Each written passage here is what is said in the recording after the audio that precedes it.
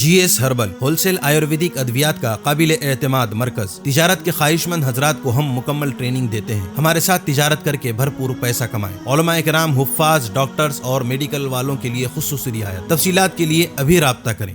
Choco star اعلیٰ quality کے عمدہ لذیذ چاکلیٹس، علماء، حفاظ اور تجارت کرنے والوں کے لیے بہترین موقع۔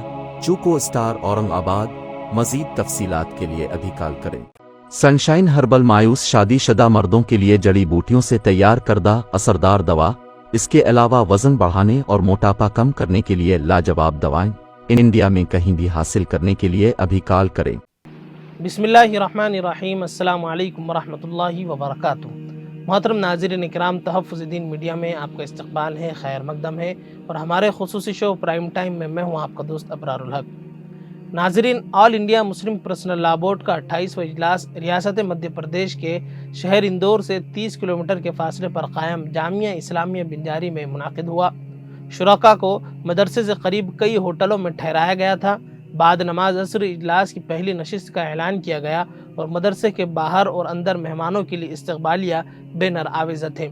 مدرسے کے مرکزی دروازے پر ہی ہال بنایا گیا تھا جہاں اجلاس منعقد ہوا۔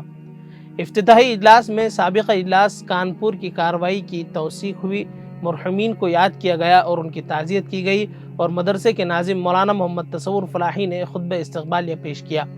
دوسری نشست نماز مغرب کے بعد مفتی احمد دیولہ گجرات کی صدارت میں منعقد ہوئی، جس کا اصل ایجنڈا نئے صدر کا انتخاب کرنا تھا۔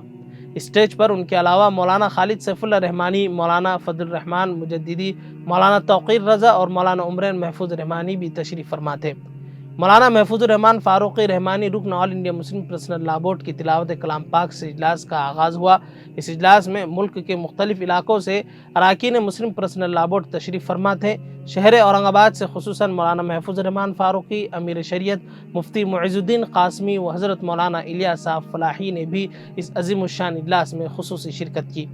مولانا عمرین نے نظامت کے فرائض انجام دیے۔ انہوں نے سب سے پہلے نئے صدر کے لیے رائے اور تجویز پیش کرنے کے لیے مولانا محمد سفیان قاسمی، ناظم دارالعلوم دیوبند وقف کا نام پکارا۔ انہوں نے مولانا خالد سیف اللہ رحمانی صاحب کا نام پیش کیا۔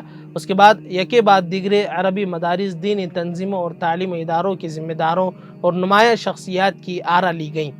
چند اہم نام یہ ہیں: جناب سید سعادت اللہ حسینی، مولانا محمود مدنی، مولانا اشہد رشیدی، مولانا توقیر رضا، جناب ملک معتصم خان، مولانا اصغر علی، امام مہدی، مولانا بلال عبدالحی حسنی، جناب اسد الدین اویسی، ڈاکٹر قاسم رسول الیاس، مولانا محمد سعود عالم قاسمی اور مولانا شہید الحسینی، مولانا انیس الرحمان قاسمی، مولانا محمود احمد خان دریابادی، مولانا خلیل الرحمان سجاد نعمانی اور ڈاکٹر ظہیر قاضی، مولانا احمد ولی فیصل رحمانی اور جناب کمال فاروقی، جناب مولانا ابو طالب رحمانی، کاکا انیس احمد، جناب ضیاء الدین نیر، مولانا عمرین نے اور مولانا خالد سیف اللہ رحمانی کے نام کی تائید کی۔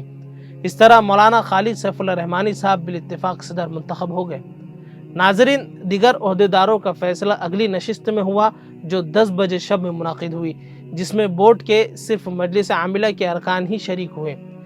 اس نشست میں ڈاکٹر سید شاہ خسرو حسینی گلبرگہ اور جناب سید سعادت اللہ حسینی امیر جماعت اسلامی ہند کو نائبین صدر، مولانا فضل الرحیم مجددی کو جنرل سیکریٹری، مولانا عمرین محفوظ رحمانی، مولانا بلال عبدالحی حسنی، مولانا احمد ولی فیصل، مولانا یاسین علی عثمانی بدایونی کو سیکریٹری اور ڈاکٹر سید قاسم رسول الیاس کو ترجمان اور جناب کمال فاروق کو معاون ترجمان بنایا گیا۔ اللہ تعالیٰ سے دعا ہے کہ اس انتخاب کو بابرکت بنائے، ذمہ داروں کو اخلاص کے ساتھ اپنی ذمہ داریاں انجام دینے کی توفیق عطا فرمائے اور بورڈ کا وقار قائم و دائم رکھے، آمین یا رب العالمین۔ خیر ناظرین، آج کے لیے بس اتنا ہی، پھر انشاءاللہ ملاقات ہوگی۔ السلام علیکم ورحمۃ اللہ وبرکاتہ۔